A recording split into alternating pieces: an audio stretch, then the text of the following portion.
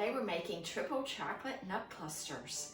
And what makes this recipe so delicious is that we're using 3 types of chocolate. And what makes this recipe so easy is we're making this in the crock pot.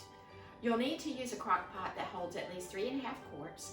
Mine is a 4.5 quart crock pot. Go ahead and spray that with some cooking spray or lightly coat it with some butter. Our chocolate includes 12 ounces or 2 cups of semi-sweet chocolate chips, 1 4-ounce bar of a sweet chocolate. I've chosen German sweet chocolates, and we need 2 pounds of chocolate melting wafers. You're gonna go ahead and chop your melting wafers and chop your chocolate bar. I'm using 2 16-ounce jars of lightly salted and dry roasted peanuts.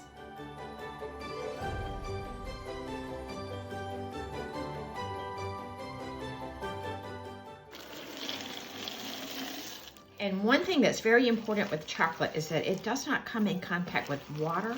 So make sure your crock pot is completely dry before beginning this recipe. After you give this a good toss, cover this and put it on low for 2 hours. I did smell this all through the house about a half an hour ago. So I think it's best to check on this after an hour and a half.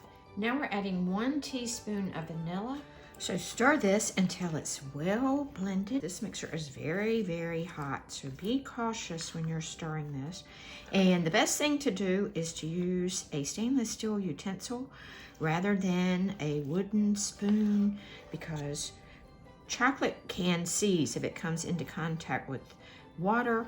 And sometimes our wooden implements are retaining some moisture. And I grab up just a regular tablespoonful and just drop it onto some wax paper. Refrigerate these to get them to set up a little more quickly.